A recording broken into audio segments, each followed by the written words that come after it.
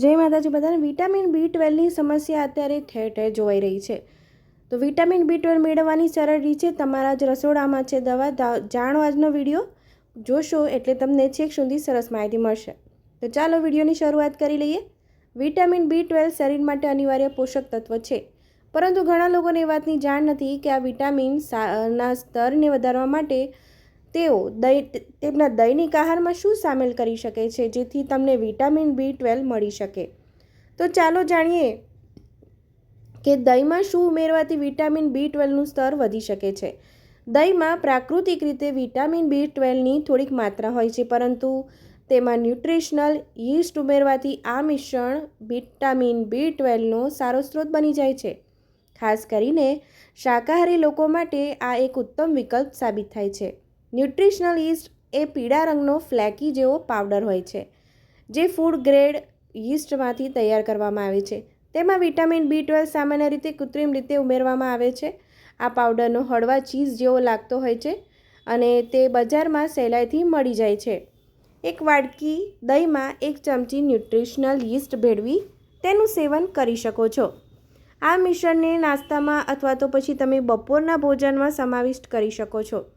વધુ ચટપટા સ્વાદ માટે તેમાં થોડું કાળું મીઠું કે પછી શેકેલું જીરું એટલે કે તમે સંચળ ઉમેરી શકો છો। એનાથી પણ વધારે લાભદાયી મળી રહેશે। દૈનિક આહારમાં 1 થી 2 ચમચી ન્યુટ્રિશનલ યીસ્ટ દહીંમાં મિક્સ કરીને લેવા પર વિટામિન B12ની જરૂરિયાત ઘણા અંશે પૂરી થઈ શકે છે। જો તમે વેજીટેરિયન છો, શાકાહારી છો અને તમને વિટામિન B12ની કમી છે, તો તમે આ એક ઉપાય કરી શકો છો। આ રીત ખાસ કરીને તેમના માટે લાભદાયી છે જે માંસાહારી વસ્તુઓ જેમ કે માંસ અને માછલીઓનું સેવન કરતા નથી। આ મિશ્રણ વિટામિન B12ની કમીને સંતુલિત કરવામાં સહાય કરે છે, જેના કારણે થાક, નબળાઈ અને ભૂલી જવા જેવી તકલીફોમાં રાહત મળી શકે છે। દહીં પ્રોબાયોટિક હોવાને કારણે પાચનમાં પણ સુધારો કરે છે। જો તમને યીસ્ટથી એલર્જી હોય અથવા તમે કોઈ વિશેષ દવાઓ લઈ રહ્યા હોય તો આ મિશ્રણ શરૂ કરતાં પહેલાં તમારા તબીબની સલાહ લેવી યોગ્ય રહેશે। દહીંમાં લેક્ટોઝ રહેલ હોવાથી લેક્ટોઝ પ્રતિસંવેદનશીલ લોકોએ તેનો ઉપયોગ કરતી વખતે કાળજી રાખવી જોઈએ।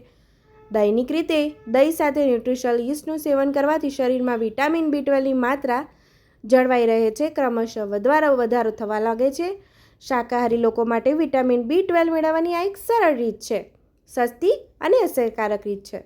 તો તમને મારો વિડીયો કેવો લાગ્યો મિત્રો? જો તમને મારો વિડીયો ગમ્યો હોય, સારી માહિતી લાગી હોય તો મારા વિડીયોને લાઇક અને શેર અને સબસ્ક્રાઈબ કરજો। તમારા મિત્રો સુધી પણ ચોક્કસ આ વિડીયો પહોંચાડશો, જેથી એમને પણ આ માહિતી મળી શકે અને વિટામિન B12ની કમી હોય તો એ આ ઉપયોગ કાર્યરત રહે છે।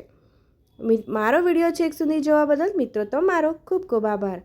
આ જ રીતે તમે મારો વિડીયો જોવા માગતા હોય તો નોટિફિકેશન બેલ આઇકોન પર ક્લિક કરી દેશો, જેથી તમને મારો વિડીયો જ્યારે પણ અપલોડ કરું ત્યારે તમને પહેલાં મળી જાય।